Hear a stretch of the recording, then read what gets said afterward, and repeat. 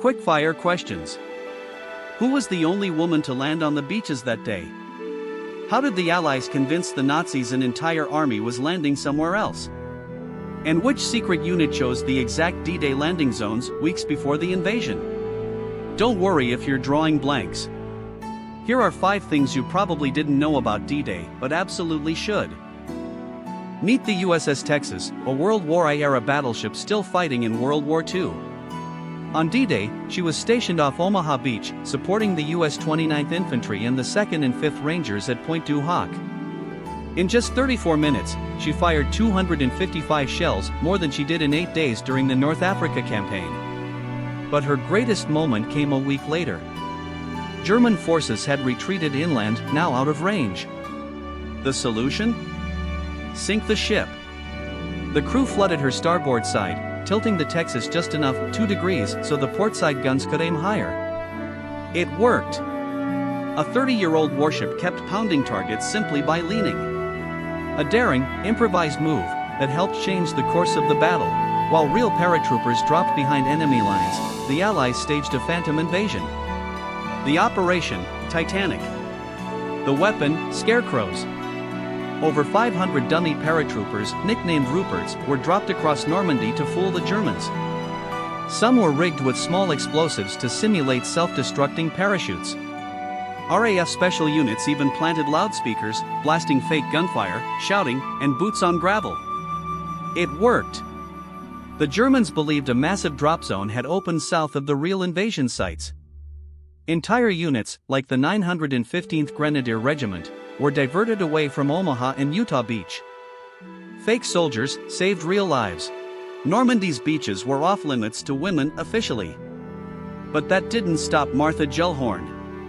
A legendary war correspondent and fearless reporter, she covered the Spanish Civil War, World War II campaigns, and once lived in the White House. In 1944, her then-husband Ernest Hemingway used his fame to take her D-Day press slot. So Gellhorn went rogue. She snuck aboard a hospital ship disguised as a nurse, hid in a bathroom, and landed on Omaha Beach with the medics. She followed the wounded, interviewed soldiers, and helped evacuate the injured, all while under fire.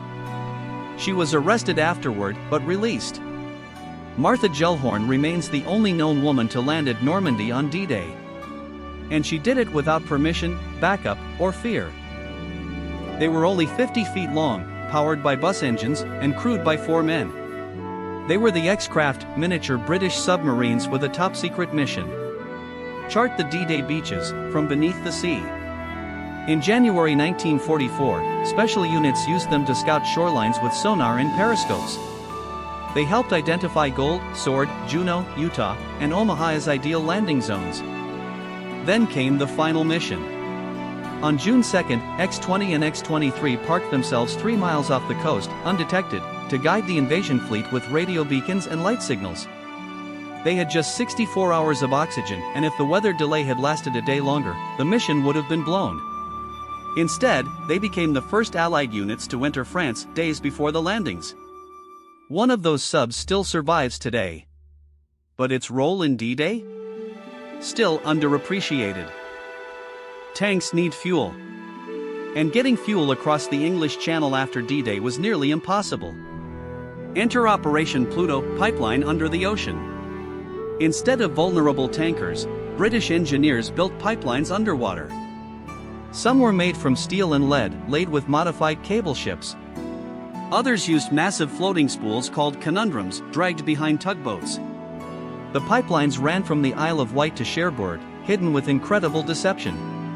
Pumping stations disguised as beach resorts. A fake dock at Dover. Even King George VI toured the fake site. By August, fuel was flowing at 3,500 tons per day to Allied forces in France. A silent, invisible lifeline that powered the push into Europe.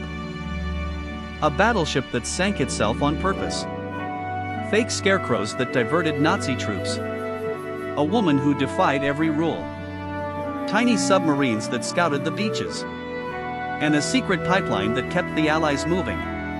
D-Day wasn't just brute force, it was boldness, innovation, deception, and sheer courage. These are the stories they don't teach you about June 6, 1944.